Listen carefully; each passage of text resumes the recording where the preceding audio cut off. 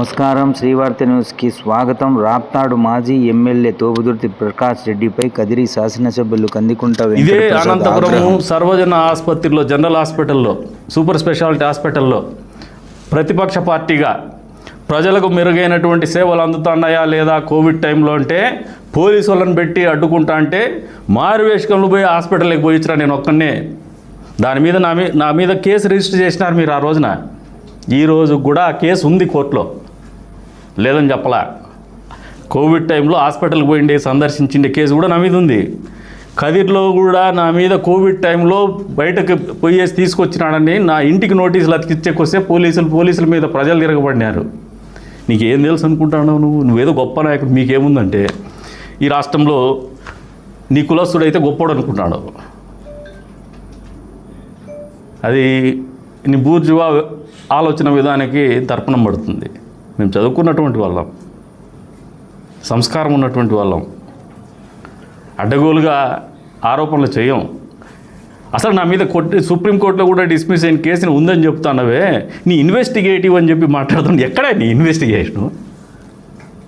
దాని మీద లీగల్కి కూడా నోటీస్ పంపుతాను, ఇబ్బంది ఏం లేదు. ఇంకా ఒక ప్రశ్న వేస్తాను.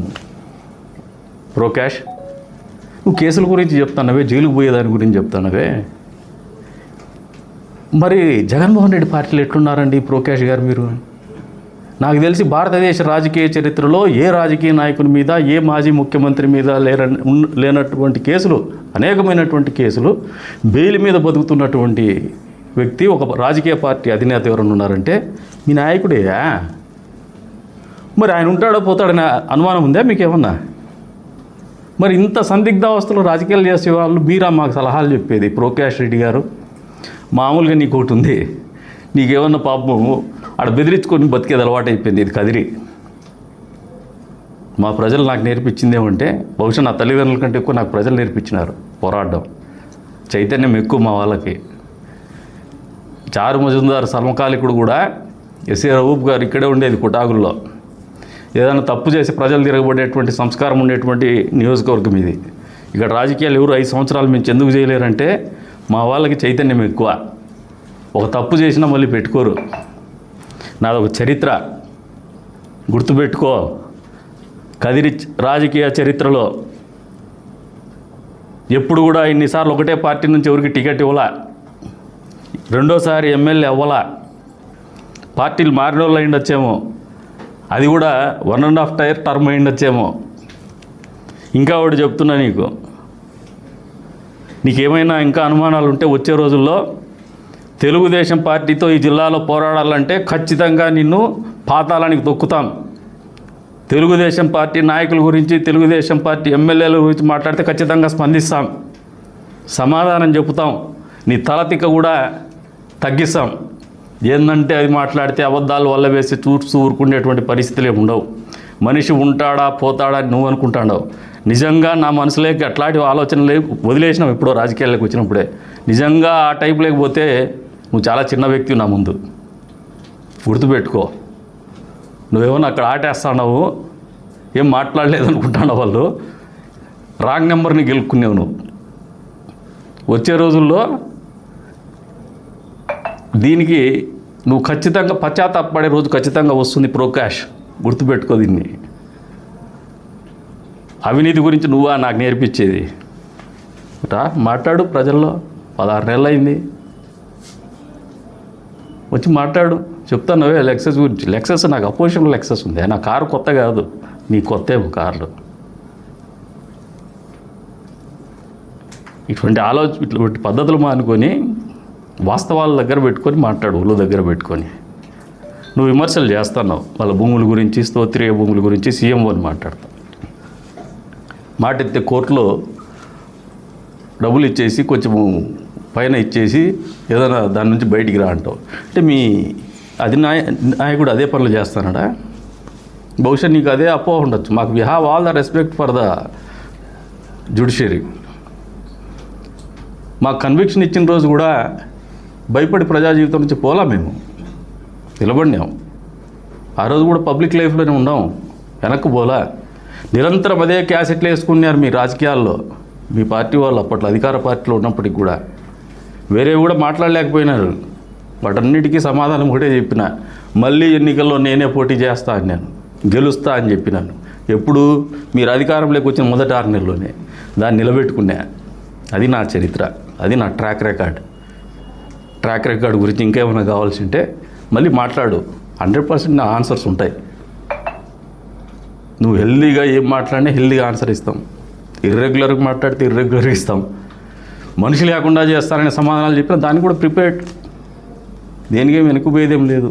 మీరు అంత వేగంగా ముందుకు బాల్ విసిరితే దానికి అంతే వేగంగా రెట్టింపు వేగంతోనే బాల్ తిరిగి వస్తుంది. రాసి పెట్టుకో. నువ్వు ఏదైతే పేరు పలికినావో అలియాస్ రమేష్ రెడ్డి, అది పోలీసు వాళ్ళు ఏమైనా అలియాస్ అని వాళ్ళు పెట్టినారు, నేను ఎప్పుడు చెప్పుకోవాలా. రెండోది, నాకు అగైనెస్ట్గా ఆ కేసు లేదు. నువ్వు సుప్రీంకోర్టులో కూడా పోయి చెక్ చేసుకో, ఆన్లైన్లో చెక్ చేసుకో. ఈరోజు నాకు అగైనెస్ట్గా కేసులు లేవు సోదరా. నీకేమన్నా ఉంటే ఇంకా భ్రమలు ఉంటే తొలగించుకో. నీ గొప్పలు బీకరాలు ఒలుగుతున్నావు.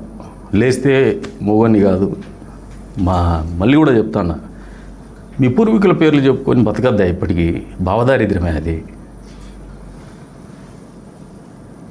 ప్రొద్దుటూరులో తాలిబాన్లు ఎవరంటే ఎవరిని చెప్తారు? ప్రొకాష్ పోయి అడుగు ఇప్పటికీ. లేదు ప్రెస్ వాళ్ళకి ఛాలెంజ్ చేస్తాను, జిల్లా ప్రెస్కి కూడా అప్పీల్ చేస్తాను, మీరు ఎంక్వైరీ చేయిపోండి. పరిటాల రవీంద్రని చనిపోయినటువంటి వ్యక్తి గురించి మీరు మాట్లాడినారు, అది తప్పు. ఏ వ్యక్తి గురించి మాట్లాడినా తప్పే. ఏదైనా మామూలుగా రాజకీయంగా మాట్లాడితే ఎవరన్నారు, కానీ వ్యక్తిగతంగా మాట్లాడడం అనేది తప్పు. 7 సార్లు ఎమ్మెల్యేగా చేసినారు, సంపాదించుకొని అవినీతికి పాల్పడమని చెప్పం. 7 ఎలక్షన్లు చేసినారంటే వాళ్ళకి అంత ఇంత తూకం ఉంటుంది. అసలు ఈ భారతదేశ ఆర్థిక పరిస్థితుల్లోనే 2006 తర్వాత ఆర్థిక పరిస్థితులు చాలా వేగవంతంగా మారినాయి. ప్రపంచీకరణ తర్వాత, పట్టణీకరణ తర్వాత. అందులో భాగంగా డబ్బు అనేది అందరికీ వచ్చిందయ్యా.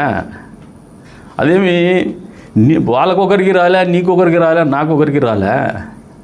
రాజకీయాల్లోకి పాపము నాయకుడిగా బతకాలనే ఆలోచనతో వచ్చినా ఉంటాం. సంతోషం, నువ్వు నాయకుడిగా చలామణి కావాలనే ఆలోచనతో ఉంటే, నాయకత్వ లక్షణాలు ఉంటే రాణింపబడతావు, నాయకుడిగా చలామణి అవుతావు.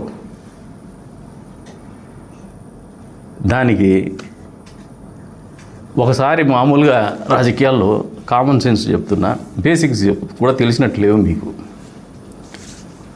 ఒకసారి ఏదో చూద్దామనే దానికి అవకాశం ఇస్తారు. ఎలక్షన్స్లో నిలబడితే గెలవచ్చు, ఓడిపోవచ్చు. ఒకవేళ ఓడిపోతే సింపతి ఉంటే మళ్ళీ కూడా ఏదైనా పాపం అనుకుంటే రెండోసారి ఆ సానుభూతి మీద ఏదో ఎమోషన్స్ మీద ఇచ్చు. This is Indian democracy. కానీ తర్వాత మన పర్ఫార్మెన్స్ మీదే ఇస్తారు. నేను కూడా 5 ఎలక్షన్లు చేసిన, ఇండిపెండెంట్గా ఓడిపోయినా. తదుపరి 2 కాన్సిక్యూటివ్ లాసెస్ వచ్చినాయి. కానీ మీ మాదిరికి ఎప్పుడు పోయేసి ఈ ఎలక్షన్లో నాకు ఓటేసి గెలిపించకపోతే నేను చచ్చిపోతాను ఇప్పుడు చెప్పుకోలే.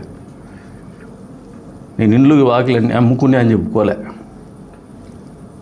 నా దగ్గర డబ్బులు లేవు, నాకు ఓట్లు వేయండి, నా దగ్గర డబ్బులు లేక నేను ఇబ్బందుల్లో ఉన్నా అని చెప్పుకోలే. ఇబ్బందులు ఉన్నాయి, నీకు వస్తాయి, నాకు వస్తాయి. రాజకీయాల్లో ఇబ్బందులు అందరికీ ఉంటాయి, తప్పేం కాదు.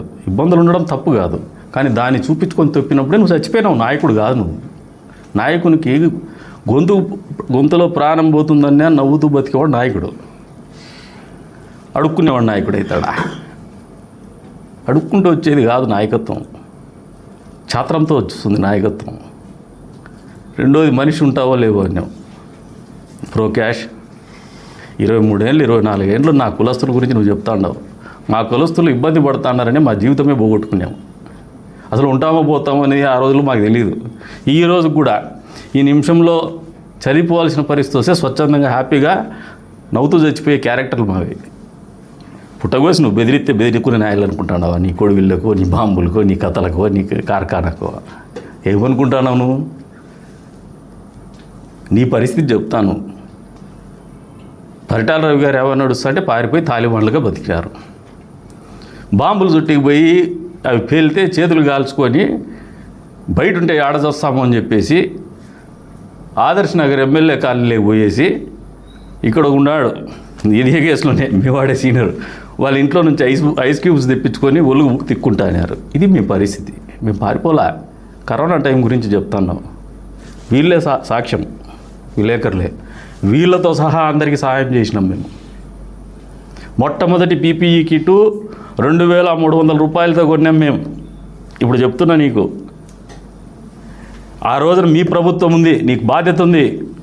మీ ప్రభుత్వంలో మీరు పీపీఈ కిట్లు ఇవ్వలేదని మేము హాస్పిటల్కి పోతా అంటే నన్ను హాస్పిటల్ కిట్లు ఇవ్వకూడదని చెప్పేసి ఎదుర్కొన్నారు మీ ప్రభుత్వం ద్వారా, తహసీల్దార్ ద్వారా, ఆర్డీఓల ద్వారా. బెంగళూరుకి పోయి కారులో డ్రైవర్ లేకుండా నేనే స్వతహాగా పర్మిషన్ తీసుకొని పోయి వస్తామంటే నన్ను కొడికొండ చెక్ పోస్టులు ఆపినారు. దేని గురించి? శానిటైజర్లు, పీపీఈ కిట్లు సొంతంగా డ్రైవింగ్ చేసుకున్న కార్లు తీసుకొచ్చి హాస్పిటల్కి సప్లై చేస్తే అది మీ పరిస్థితి. ఆ రోజున రెస్క్యూ హోమ్స్కి కూడా పీపీఈ కిట్ మేము అందజేసినాం. ఇవన్నీ చెప్పుకుంటే కాదు, ఇంకా నీకు ఒకటి చెప్తారు. I will go by record. నువ్వు ఎక్కడున్నావు అని అడుగు.